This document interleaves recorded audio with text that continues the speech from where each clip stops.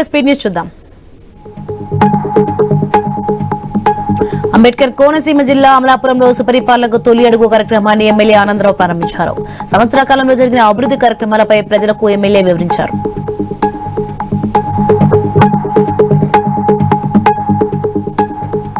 ఏపీని వికాసం వైపు పాలన సాగిస్తున్నామన్నారు ఎమ్మెల్యే బండారు సత్యానందరావు. వైసీపీ పాలనలో జరిగిన విధ్వంసాన్ని సీఎం చంద్రబాబు గాడిన పెడుతున్నారని చెప్పారు. కోనసీమ తిరుమల వాడపల్లిలో కూటమి చేసిన అభివృద్ధి పనులను ప్రజలకు వివరించారు.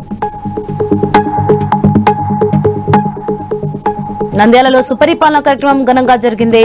మంత్రి ఎండి ఫరూక్ కూటమి హయాంలో చేసిన అభివృద్ధి పనులను వివరించారు. వైసీపీ సభ్యులు సభకు వచ్చి ప్రజా సమస్యలపై మాట్లాడాలని సవాల్ చేశారు. పారదర్శకంగా ప్రజలకు సేవ చేసేందుకు నంద్యాల పోలీసులు ప్రజలకు అందుబాటులో ఉంటారని ఐపీఎస్ ఆదిరాజ్ సింగ్ అన్నారు. గత సంవత్సరంతో పోలీసే నేరాలు తగ్గాయని, ప్రజల సహకారంతో నేరాలను అదుపు చేస్తున్నామన్నారు. దేవాలయాలను టార్గెట్ చేసుకుని దొంగతనాలకు పాల్పడుతున్న ముఠాను రాచకొండ పోలీసులు అరెస్ట్ చేశారు. నిందితుల నుంచి పంచలోహ విగ్రహాలను స్వాధీనం చేసుకున్నారు. మద్యం మత్తులో చోరీలు చేస్తున్నారని సిపి సుధీర్ బాబు వెల్లడించారు. తిరుమలలో కాసేపు ఉద్రిక్తత చోటు చేసుకుంది. విజిలెన్స్ సిబ్బంది, స్టూడియో సిబ్బంది మధ్య వాగ్వాదం చోటు చేసుకోవడంతో పరిస్థితి ఉద్రిక్తంగా మారింది. గత నెల 29 జరిగిన ఈ ఘటన ఆలస్యంగా వెలుగులోకి వచ్చింది. కడప మైదుకూరులో రోడ్డు ప్రమాదం జరిగింది. ఈ ప్రమాదంలో ఒకరు మృతి చెందగా మరొకరు తీవ్రంగా గాయపడ్డారు.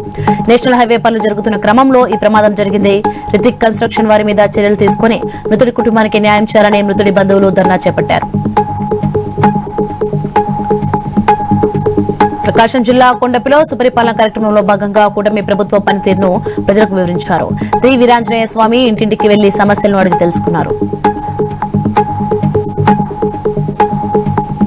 కాంగ్రెస్ పార్టీని బలోపేతం చేసేందుకు మహబూబాబాద్ జిల్లాలో సమావేశం నిర్వహించారు. డిప్యూటీ స్పీకర్ జాటోత్ రామచంద్ర నాయక్ ప్రభుత్వం ప్రతిష్టాత్మకంగా చేపడుతున్న సంక్షేమ పథకాలు, అభివృద్ధిని ప్రజల్లోకి తీసుకెళ్లడంతో పాటు గ్రామ స్థాయి నుంచి పార్టీని పటిష్టం చేయడానికి కాంగ్రెస్ పార్టీ నేతలకు దిశానిర్దేశం చేశారు. జయశంకర్ భూపాలపల్లి జిల్లా గంజాయి కలకలం రేపింది. భూపాలపల్లిలో గంజాయి విక్రయిస్తున్న 4 వ్యక్తులను సిఆర్ నగర్ కాలనీ సమీపంలో పోలీసులు పట్టుకోగా ఒకరు పరారయ్యారు. నిందితుల నుంచి 3 కేజీల 135 గ్రాముల గంజాయి, 4 సెల్ ఫోన్లు, 2 బైక్లు స్వాధీనం చేసుకున్నారు. ఒడిశా నుంచి గంజాయి తీసుకొచ్చి భూపాలపల్లిలో విక్రయిస్తున్నట్లు తెలిపారు. శ్రీ సత్యసాయి జిల్లా పెనుకొండలో మొహరం 5వ రోజున ఈ జెండా పండుగ ఘనంగా జరిగింది. తమ కోరికలు తీరినందుకు భక్తులు 11 టన్నులు సమర్పించారు. జెండాకు ప్రత్యేక దువా అనంతరం పట్టణ పురవీధులలో ఊరేగించారు.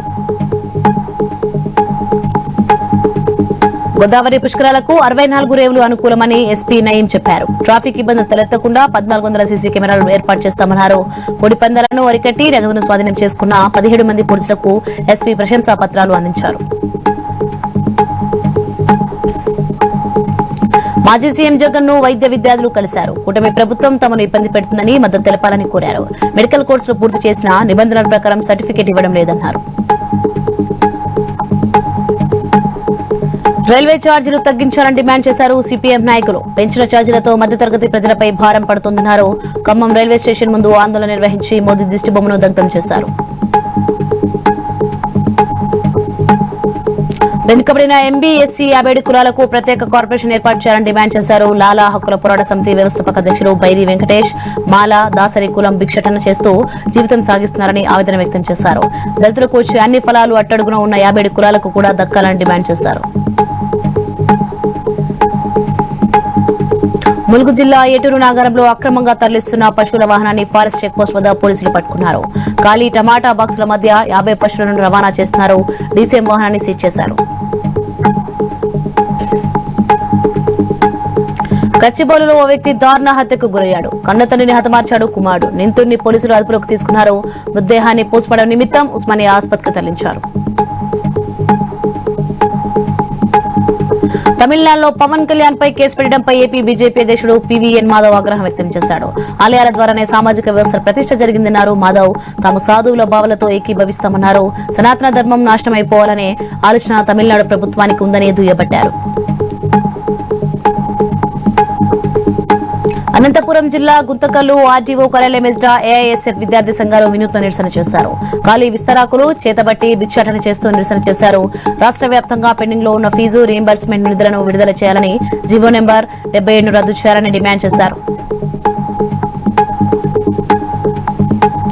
ఎల్కతుర్తిలో గ్రామస్తులు ఆందోళనకు దిగారు. తమకు ఇల్లు కేటాయించాలని కమలాపూర్ బాయ్స్ హై స్కూల్ ఎదుట నిరసన వ్యక్తం చేశారు. 2016లో అప్పటి మంత్రి ఈటెల రాజేందర్ హామీ ఇచ్చినా ఇప్పటి వరకు అమలుకు నోచుకోలేదని దుయ్యబట్టారు. తమకు న్యాయం జరిగే వరకు పాఠశాలలోనే ఉంటామని హెచ్చరించారు.